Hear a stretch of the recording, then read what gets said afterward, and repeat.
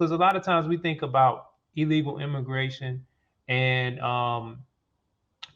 legal immigration, and we thinking about low skilled workers. And I'm gonna stop park that car right there for a second, and I'm gonna get back in the car. We can keep driving a little bit further, but just right there, illegal immigrant workers.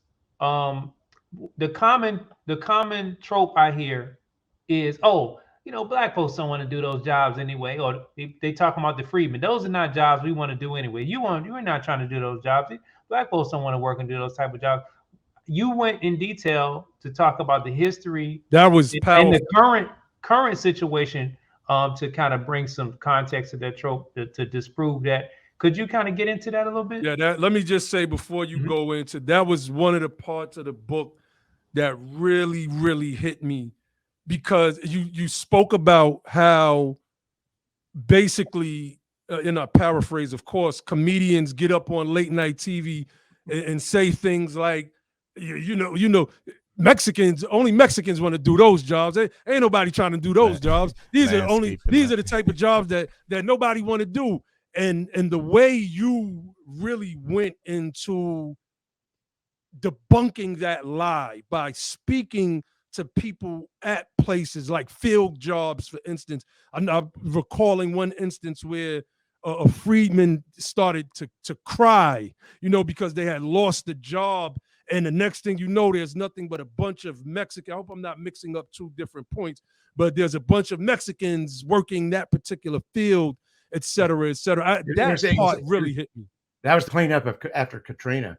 That Mm, was the cleanup. Yeah, the cleanup jobs. And yeah, it was not. It was immigrants from everywhere, but they would refer to them. They'd say, well, the Mexicans arrived. Which really meant just people, Latin Americans. And they brought them in by the busloads. Um, and so, what I say to everyone's look, I run. It's interesting because I consider myself a political centrist and an ideological centrist. And somebody said, their daddy said, one person, I remember one congressman, it was a Democratic congressman years ago, and he was a centrist, and he said, my daddy always said the safest place is drive down the middle of the road. You don't go in the ditches. But then another congressman who heard it said, my daddy said that you drive down the middle of the road and you get hit by people coming from both directions. So it's sometimes be kind of bad there. But the thing is that I've spoken through the years to a lot of conservative, liberal, conservative, you name it, all over, and some of them I spoke to have gotten in trouble because supposedly if you speak to a group, that means you agree with the group.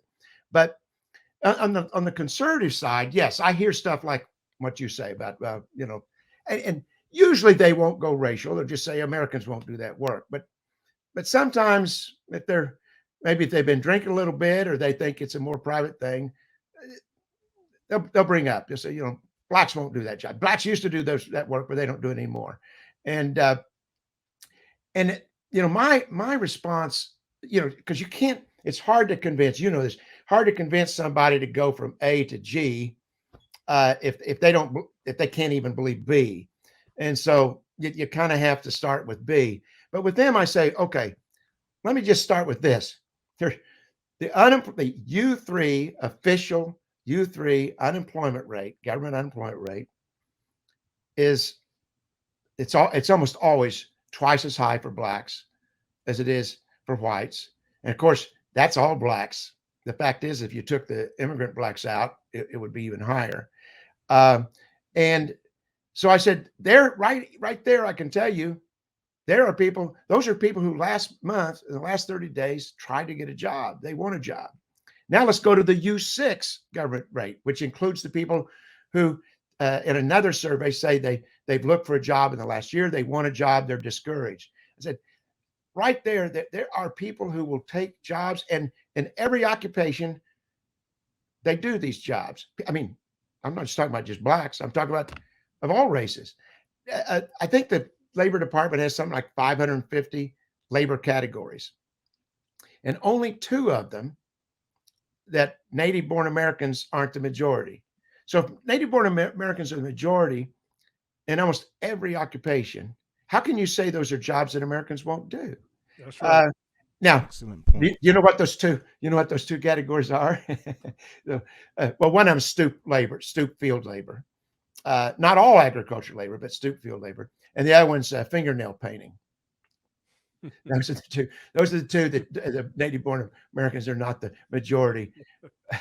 But Well, we know why. We know why the latter. I know why the latter is, but I ain't gonna say. Go ahead. yeah, but and of course, part of it is, I mean, I think we find there's this classism that happens where people don't think. They just don't think. Uh, they'll say, well, we shouldn't want Americans to do this job or that job, to work in housekeeping in hotels. No, I don't want my people to do that. Well, what does that say to the people that are doing it? I mean, do you want the work done? Is that, I mean, basically what people are saying is, I really look down on those people. Those people are hardly worth considering human Absolutely. beings. They're cleaning up my hotel room, or they're doing the janitorial work. No, that's not the society we want to live in. In the 50s, I grew up in the 50s, and in the sense of egalitarianism. I mean, even for Friedman, in terms of economics, that was the tops. That was the best. That was where we were all kind of the most equal. Not that there weren't differences, but we were the most equal that we've been since we've been a country in the 50s.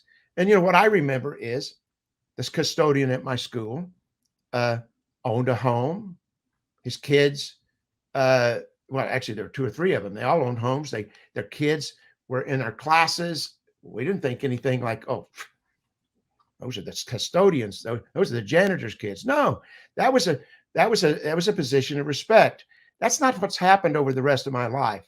And I have the chapter about. I think one of you read that, didn't you? The other day, last week, about at the beginning of COVID, we discovered this new human species, the essential worker. The essential worker. That's right. Well, who are the essential workers? And the deal is that some jobs, I do believe that some jobs, for the most part, ought to be done by young adults. They're jobs that are harder, physically harder, and they're jobs that you start off in, but you don't aspire to that's going to be your whole career. You have ways to work up, but there shouldn't be any occupation that the market does not value for what it's really worth. Because if it's not worth paying a decent wage, then maybe it's not worth doing. But see, the market can't work. Now, I know we have different opinions about, what form of economics we ought to have, but we do have a market system that is constantly corrupted. And immigration totally corrupts what the market system is supposed to do on labor. All the good parts of the market system just can't work under all of this. You said something, Josh, early on your comments. There was something I really wanted to say. I should have written it down, but I can't remember what your point was early. Well, I want to go back to where I parked the car, and that was. Oh yeah, there we go. Yeah, I was talking about that. I was talking about how immigration.